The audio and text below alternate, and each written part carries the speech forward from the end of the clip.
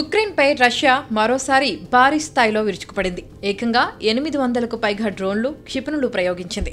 యుద్ధం మొదలు ఈ స్థాయిలో ఎయిర్ అటాక్ చేపట్టడం ఇదే మొదటిసారి. ఈ దాడిలో ఉక్రెయిన్ ప్రధాన ప్రభుత్వ భవనం మంటల్లో మునిగింది. దాడిలో ఒక చిన్నారి సహా 3 ప్రాణాలు కోల్పోయారని ఉక్రెయిన్ అధికారులు ప్రకటించారు. రష్యా డ్రోన్లు మరియు రాకెట్లు ఉపయోగించి కేవలం భవనాలే కాక పలు ప్రాంతాలపై దాడి చేసింది. కీవ్లోని మంత్రుల భవనంపైన మంటలు ఎగిరాయి. ఇది ఉక్రెయిన్ కేంద్ర ప్రాంతంలోని ప్రభుత్వ భవనాలను లక్ష్యంగా చేసుకోవడం ఇదే మొదటిసారి. దాడిలో మొత్తం 805 డ్రోన్లు, కొన్ని మాయా డ్రోన్లు ఉపయోగించబడ్డాయని అధికారులు చెప్పారు.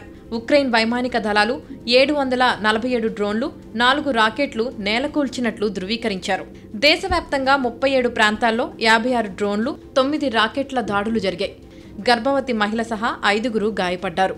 తూర్పు కీవ్లోని డార్నిట్స్కీ ప్రాంతంలోని బాంబు షెల్టర్లో ఒక వృద్ధ మహిళ మృతి చెందింది.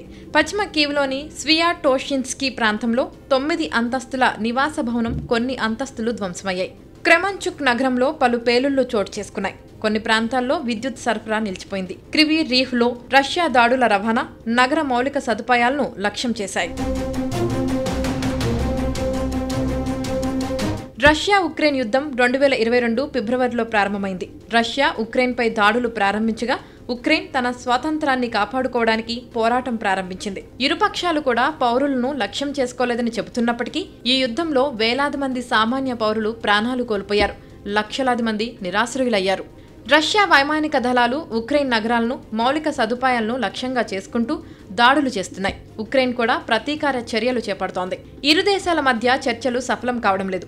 రష్యా 10 దెబ్బలు కొడితే ఉక్రెయిన్ ఒక్క దెబ్బైనా కొట్టి గెలిచామని ప్రకటిస్తోంది. ఈ యుద్ధం ఎప్పుడు ముగుస్తుందన్నది ఎవరికీ క్లారిటీ లేదు. అధికారంలోకి వస్తే ఒక్క రోజులోనే రష్యా ఉక్రెయిన్ యుద్ధాన్ని ముగించేస్తా అని చెప్పిన డొనాల్డ్ ట్రంప్ కూడా ఈ యుద్ధంపై నిట్టూర్చారు. ఇటీవలే వైట్ హౌస్లో జరిగిన ఓ కార్యక్రమంలో ట్రంప్ మాట్లాడుతూ ఇప్పటి వరకు ప్రపంచవ్యాప్తంగా 7 సుదీర్ఘ యుద్ధాలను తాను ఆపానని, అయితే రష్యా ఉక్రెయిన్ యుద్ధాన్ని ఆపడం మాత్రం అంత ఈజీ కాదని ఆయన చెప్పడం ఈ యుద్ధం తీవ్రతకి అద్దం పట్టింది. కాకపోతే రష్యా ఉక్రెయిన్ మధ్య శాంతి ఒప్పందం కోసం ట్రంప్ పట్టుకోల్పోకుండా గత కొంతకాలంగా తీవ్రంగా ప్రయత్నిస్తున్నారు. ఒకవేళ ఈ ప్రయత్నంలో ఆయన విజయం సాధిస్తే మాత్రం చరిత్రలో ఆయన పేరు చిరస్థాయిగా నిలిచిపోతుంది. ప్రస్తుతానికైతే రష్యా ఉక్రెయిన్ వార్ $1 మిలియన్ ప్రశ్నగా మిగిలిపోయింది.